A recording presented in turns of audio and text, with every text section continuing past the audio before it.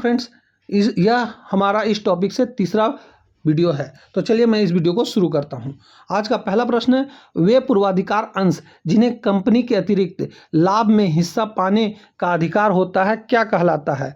तो यह कहलाता है भागीदार पूर्वाधिकार अंश, यानी ऑप्शन नंबर सी। हमारा अगला प्रश्न है, कंपनी का कोई भी कार्य जो उसके पार्षद सीमा नियम के उद्देश्य खंड से बाहर हो क्या कहलाता है? तो यह कहलाता है अल्ट्रा वायर्स। हमारा अगला प्रश्न है, जब अंशों को नकदी के अलावा किसी अन्य प्रतिफल के लिए जैसे संपत्ति खरीदने के लिए जारी किया जाता है तो अंश पूंजी खाते को किससे क्रेडिट किया जाता है? तो इसमें क्रेडिट किया जाता है अंशों के अंकित मूल्य पर। हमारा अगला प्रश्न है, एक ऐसा प्रपत्र जो यह प्रमाणित करता है कि इसका धारक कंपनी के निर्दिष्ट अंश का हकदार है और जो केवल सुपुर्दगी द्वारा हस्तांतरित है क्या कहलाता है? तो यह कहलाता है अंश अधिपत्र। हमारा अगला प्रश्न है, प्रारंभिक व्यय को जिन्हें अपलिखित नहीं किया गया है चिट्ठे में कहाँ दिखाया जाता है? तो यह दिखाया जाता है आरक्षित और अधिशेष में एक कटौती के रूप में। हमारा अगला प्रश्न है, एम्प्लॉय स्टॉक ओपनिंग प्लान के तहत कंपनी अपने कर्मचारी को क्या प्रदान करती है? तो यह अपने कर्मचारी को भविष्य के लिए निश्चित मूल्य पर अंश खरीदने का अधिकार देती है। हमारा अगला प्रश्न है, यदि प्रीमियम पर जारी किए गए अंशों को जब्त कर लिया जाता है और प्रीमियम की राशि प्राप्त नहीं हुई है तो अंश जब्ती के समय जर्नल प्रविष्टि में क्या किया जाएगा? तो इसमें यह किया जाएगा कि प्रतिभूति प्रीमियम आरक्षित खाते को डेबिट किया जाएगा, यानी ऑप्शन नंबर बी। हमारा अगला प्रश्न है, एक सरकारी कंपनी वह है जिसमें कम से कम 51% चुकता अंश पूंजी किसके पास होती है? तो इसमें जो 51% है वह केंद्र सरकार, राज्य सरकार या आंशिक रूप से दोनों के पास होनी चाहिए। हमारा अगला प्रश्न है, अदत्त लाभांश को कंपनी के चिट्ठे में किस शीर्षक के अंतर्गत वर्गीकृत किया जाता है? तो यह किया जाता है अन्य चालू देनदारियों के अंतर्गत। हमारा अगला प्रश्न है, पूंजीगत लाभ से बनाए गए संचय को क्या कहा जाता है? तो इसे कहा जाता है पूंजी संचय। हमारा अगला प्रश्न है, कंपनी अधिनियम के अनुसार निम्नलिखित में से कौन अपने नाम से किसी कंपनी का सदस्य नहीं बन सकता है? तो वह है एक साझेदारी फर्म। हमारा अगला प्रश्न है, कंपनी के पार्षद सीमा नियम में परिवर्तन के लिए किसकी स्वीकृति की आवश्यकता होती है? तो इसमें जो है विशेष प्रस्ताव और संबंधित प्राधिकरणों की मंजूरी होनी चाहिए। हमारा अगला प्रश्न है, जब अंशों का निर्गमन कुछ चुनिंदा व्यक्तियों या समूहों को किया जाता है ना कि आम जनता को तो इसे क्या कहते हैं? तो इसे कहा जाता है निजी नियोजन। हमारा अगला प्रश्न है, एक कंपनी ने 10 वाले अंश पर जिस पर 8 रुपये मांगे गए थे और 5 रुपया भुगतान किया गया था तो जब्त कर लिया गया, अंश जब्ती खाते में कितनी राशि क्रेडिट की जाएगी? तो इसमें क्रेडिट किया जाएगा 5 रुपया। हमारा अगला प्रश्न है, आकस्मिक देनदारियां को वित्तीय विवरणों में कहाँ दिखाया जाता है?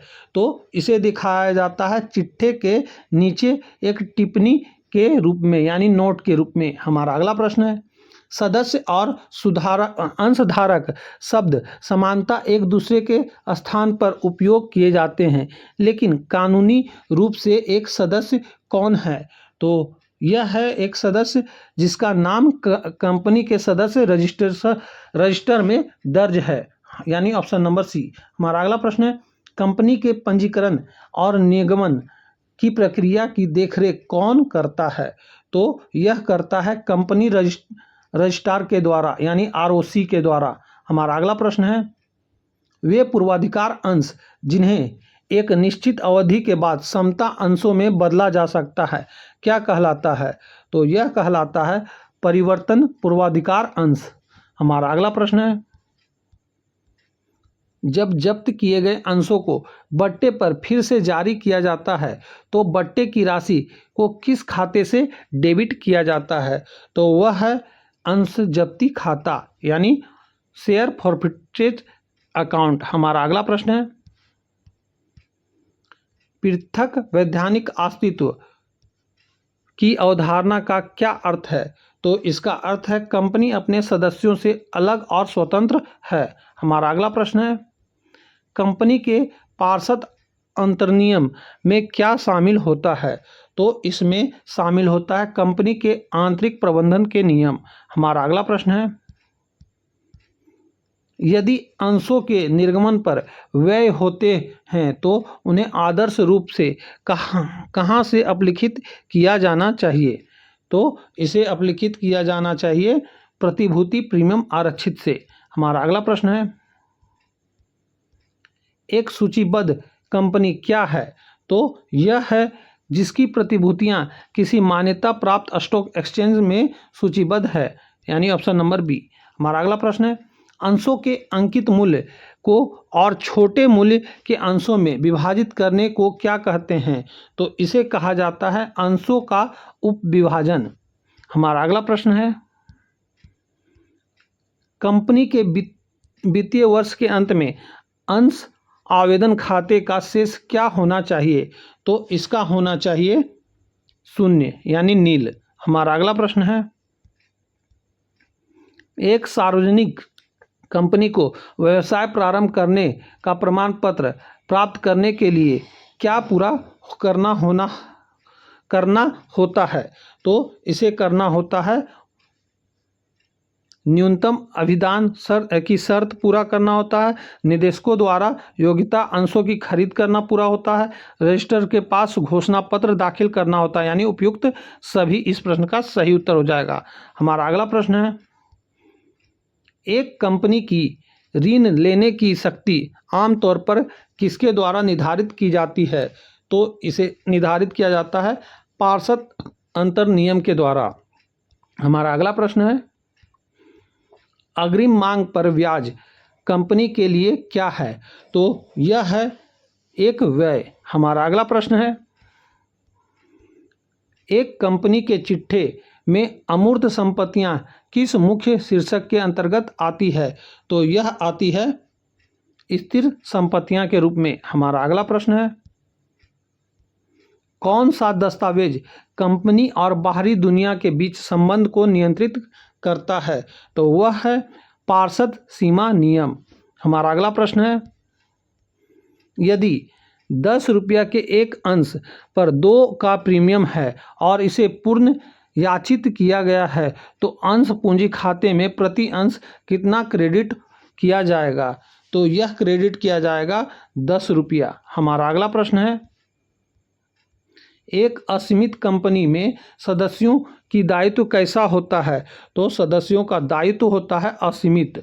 हमारा अगला प्रश्न है, यदि कंपनी न्यूनतम अभिदान प्राप्त करने में विफल रहती है तो उसे आवेदन राशि कितने दिनों के भीतर लौटानी होगी?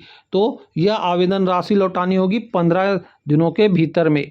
हमारा अगला प्रश्न है, कंपनी के समापन पर सबसे अंत में भुगतान किसे किया जाता है? तो यह भुगतान किया जाता है समता अंशधारकों को। हमारा अगला प्रश्न है, कौन सा संचय लाभांश के वितरण के लिए उपलब्ध नहीं होता है? तो यह है पूंजी संचय कैपिटल रिजर्व। हमारा अगला प्रश्न है, एक सहायक कंपनी की वित्तीय विवरणियों को उसकी सूत्रधारी कंपनी के साथ मिलाने को क्या कहते हैं? तो इसे कहा जाता है समेकन। हमारा अगला प्रश्न है, कंपनी का चार्टर्ड किसे कहा जाता है? तो यह कहा जाता है पार्षद सीमा नियम को। हमारा अगला प्रश्न है, अंशों के पूर्ण निर्गमन पर हानि को डैश से अधिक होना चाहिए।